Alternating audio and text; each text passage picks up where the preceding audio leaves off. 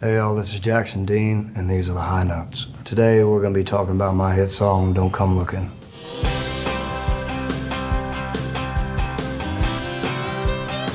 Now, the evolution of that song is something I used to say to my mother before I run off in the woods for a while, man. It was just a smart-ass thing that we used to say back and forth to each other. The fact that it's something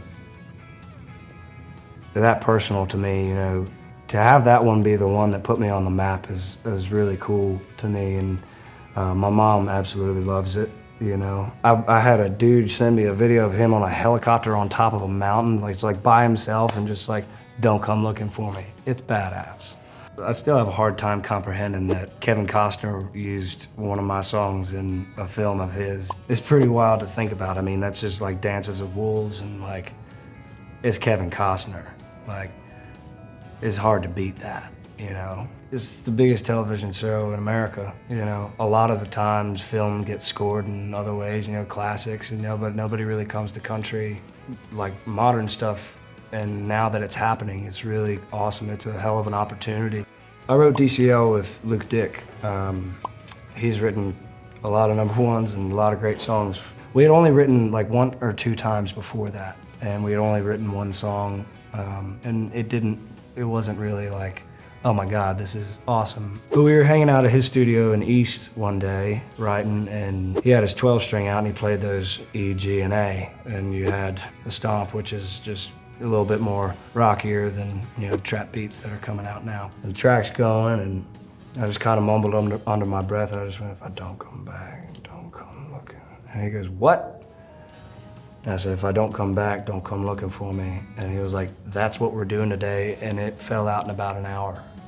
To me, I want it to be loud. I want guitars to sound like it's a flamethrower. I don't know, I just like it a little heavier and a little bit louder than what people are used to. The first time you played that from a crowd after it blew up, and people started shouting that song back to you in a new light, how did that feel?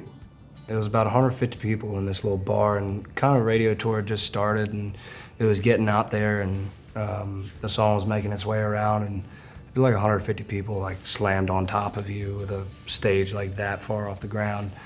Dive bar, you know. They didn't just sing every word to everything that was out. They sang it at the top of their lungs. And when DCL came at the end, they were rowdy, man. But it was the first time that I could hear them over myself, which was awesome. So awesome. And that's ended in about 2 weeks, and then we go back in and cut another record in less than a month. So a lot of good things to look forward to, man. I'm grateful, and the fact that I got exactly what I asked for. One of the cool things about this journey and this song is getting to attend your first award show. You got to go to the CMA Awards. What was that experience like, being on a red carpet for the first time? First time I've been in a suit in a while, so it was quite the occasion for me. It took me about 3 hours to walk 150 feet, so I did a lot of talking that day. But it was cool, man. I was like, my God, it's like, ain't nobody from back home knows nothing about that. I felt honored, and it was a privilege to go and walk it and whatnot, and I will say I looked damn good too. No, it was cool, man, and seeing everybody that in that close proximity. Like, I walked out behind Reba, and I was like, oh my God, it's Reba McEntire. It's like seeing the Grand Tetons for the first time. There's no way you can explain that feeling to someone unless you're in it. It's just pretty wild. Like, you want to talk to me? Oh, okay. Tell everybody about your new single that just came out. Came out with a version of it came out with the first batch of Greenbroke. It's called Fearless. That's me, Luke Dick, and a guy named John Sherwood, who's signed it a little louder with the both of us, so we're all over there. That was written in about a week before we went and cut the first half of Greenbroke. It was the last one to make it in there, but it just went to radio. We came back and revisited it, and it's not too often you get to do that. I feel grateful on that front of it. You know, you get to come back and throw a little bit more magic on it. You know, I sang that song when I was 19. You know, I've played 400 shows in between now and then and sang it 100 different ways. And getting to come back and put some more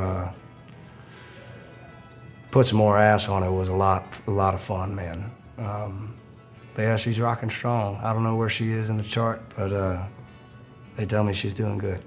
And those are my high notes. Thank you to the CMA for having me. Make sure you like and subscribe for more. Did you get to say hey to Reba or any of the No, people? God, no. No, I wasn't saying hi to Reba. I'd make a fool of myself. I'd just be like, Miss Fancy.